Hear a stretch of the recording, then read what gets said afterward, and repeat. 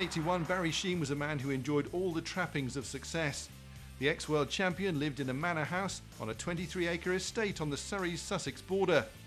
He had expensive cars, a powerboat, a helicopter, and a life to be envied. Not bad for a lad who used to drive lorries. I enjoy racing. I started racing as something to do on the weekends when I was driving a truck. And I did it because I enjoyed doing it, and I still do it now because I enjoy doing it. I really do enjoy racing. You know, a lot of people can't understand. You can't put up with things like losing fingers for the love of money. It just doesn't work like that. Well, it doesn't with me. How important is this place to you, though, as a retreat, if you like, from the noise and the danger and the excitement of racing? Oh, it's vitally important because when I come home as often as I can, and the moment I walk through the door, I'm home, and it doesn't take me sort of 2 days to settle down again because I get such a short time here. As soon as I walk through the door, I'm home, and that's it. You know, I can settle back into the home routine really quickly. Do you ever get frightened on a track? Do I get frightened? No, I don't get frightened. I just, you get apprehensive sometimes when you've had so many accidents like I've had through mechanical failures and that. I just think, oh, God, are the tyres going to be okay? Is the gearbox not going to break? And all things like that. But I never actually go out and think, oh, God, I could fall off or whatever. I know I can fall off. Anybody can fall off. But it's something that you're sort of subconsciously aware of.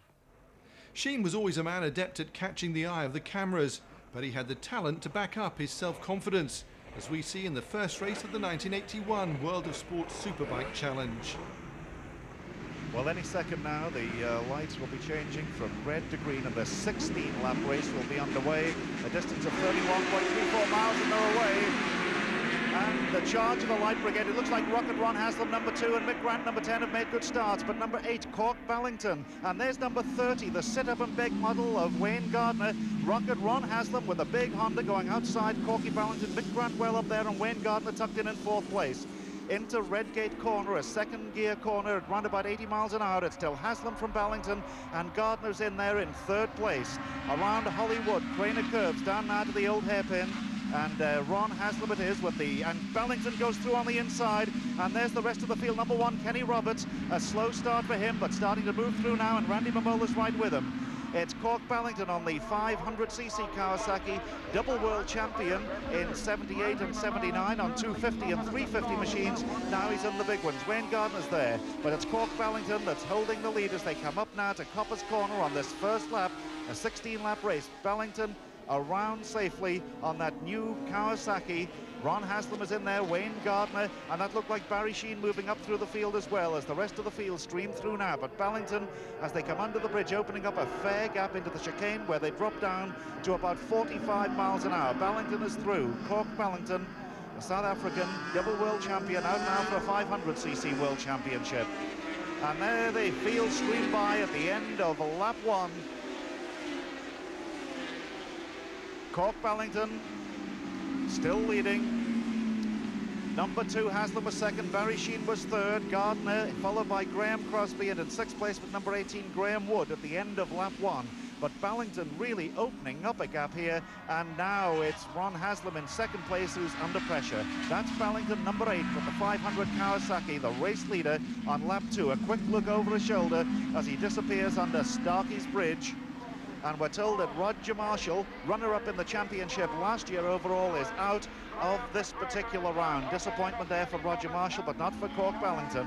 He's still leading, and Barry Sheene there, just a glimpse of him as he came up into 2nd place.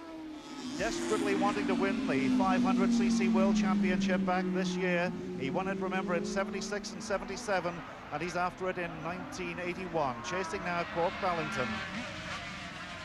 Cork Ballington, as I said, a double world champion in the 250 and 350, but Barry Sheene is right there with him now. Ballington looks over his shoulder, shakes his head in disbelief, because Barry Sheene is really closing that gap now. They're coming down to McLean's Corner, the right-hander, and number 8 Ballington and number 7 Sheene. When is Barry Sheene going to make his move? The front wheel of Ballington's machine just lifted a little there. They're up to Copper's Corner now, and Barry Sheene really got him in his sights now and just sussing out where he can make his move. Is it going to be on the straight? Has he got the overall power over the Kawasaki? A little wheelie there as he comes down. Is he going to try and dive on the inside this time? No, perhaps just sussing out where he can get through. But Cork Ballington now really has the pressure because he knows it's Barry Sheene behind him. And it's still Graham Crosby holding on to third place, but this is the battle for first and second, and Barry Sheene really trying all he knows. The front wheel just wiggles now as he banks it into Redgate corner. Up now to third gear, around about 110 miles an hour before the plunge down to Hollywood through Craner curves, Ballington and Sheene. Down to the old hairpin. And along through Coppiswood, under Starkey's Bridge, to McLean's corner. Second gear corner, run about 70 miles an hour, and Sheene has made his move, and he's through on the inside. Barry Sheene, a wheelie there, but Ballington can come back at him, but Barry Sheene there has made his move. And it'll be interesting now, Phil, to see if he can increase his lead, because was he playing a little bit of cat and mouse to find out where he could pass? Well, I think he was struggling to see which bit of the road to use to pass Corky, but now he's really got to get his finger out because Cros obviously, you can see, is pushing him. Now, obviously, Barry's made the right choice on tyres. I don't think he'll hang about. We're coming in now to complete lap number 13, just 3 laps to go. And Crosby, I think, is moving right up. He could, in fact, be past him. Graham Crosby, number 4, has moved up into second place. That's the leader, number 7, Barry Sheene. And there's Crosby. He's moved up into second place. He's got 3 laps now with this super fast rocket ship of the 500 Suzuki to try and close the gap on Barry Sheene. Cork Ballington now in third place. Fourth is Ron Haslam. In 5th place is number 16, and that's Keith Ewan. And number 33, Joey Dunlop, is holding on to his 6th position. But that's the leader, Barry Sheene. He's on lap 14. Just 2 laps to go when he crosses the line this time. And there's number 4, and there's number 8, Crosby and Ballington. So in the 2 and a bit laps, can Crosby close or catch Barry Sheene? That's the question as we come to the closing stages of the first round of this World of Sport Superbike Championship.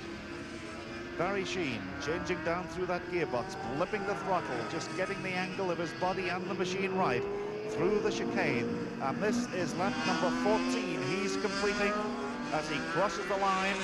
And a wheelie there, just a slight one from Graham Crosby as he's trying all he knows now to close the gap on Barry Sheene. 3 seconds is the difference between them, and we've just got 2 laps to go. This and then the final lap. Ballington, number 8. The checkered flag, not more than about 2 miles away as he comes up to McLean's. That's Chris Guy, he's lapping, and there's Crosby. So Chris Guy has been lapped, and that shows you the power that Sheene is turning on today, because Chris Guy is no slouch whatever. Graham Crosby, number 4, the New Zealander. I don't think he's going to make that difference on Barry Sheene in just 1 lap, and Barry Sheene is just as determined as ever, crouched over that tank, changing down through the box, into the chicane. Beautiful style indeed. This is the last lap he's starting, and he gets right down over that tank. Number 4, Graham Crosby, looks destined to finish in second place. And Barry Sheene just has 1.957 miles to go to the checkered flag. The time difference, Phil Reed tells me, is 2 seconds now between Barry Sheene and Graham Crosby. There's the leader, number 7, Poetry in Motion, as he goes through Craner curves at about 130 miles an hour, down to third gear for an 85-mile old hairpin corner, clicks up through the box again to fourth gear, 120 miles an hour as he disappears under Starkey's Bridge and comes into our view to McLean's. Changing down to second gear, sliding to this side of the machine, 70 miles an hour around there. A look over his shoulder as he comes up to Coppice for the 16th and final time around Coppice at round about the 70 mile an hour, accelerating all the way around. And we're told Keith Ewan has moved up into 4th place with Ron Haslam 5th, but this is the man of the moment, Barry Sheene, his first ride on this new 500cc Grand Prix works Yamaha machine. The checkered flag is in sight for him. He crosses the line. Barry Sheene has won. Cross does a stupendous wheelie, finishing second. Corky Valentin finishes in third place. The fourth place, that was number 13, Chris Guy, who had been lapped. And there's Barry Sheene, absolutely delighted, waving to the fans. That's the sort of style, Phil Reed, I think, that the fans want to see from Barry this season. Well, that's right. He's really pulverised the opposition, you know, the Kenny Roberts and Mamolas. Although Kenny did actually stop to help an injured rider. You know, a fantastic performance for his first time out this year on a new works bike. Yeah, God, I'm so happy, I tell you, after the disastrous year I had last year. And it's so nice to win a race. You know, I'm pleased for the people that have sponsored me and for Yamaha and that for giving me a bike, because a lot of people believe that I couldn't ride a bike anymore, but maybe they saw different today. I liked your quote this week that you've been over the hill so many times you're seasick. You can't feel really. very sick now. Well, they'll have to find some excuse for me winning today, won't they?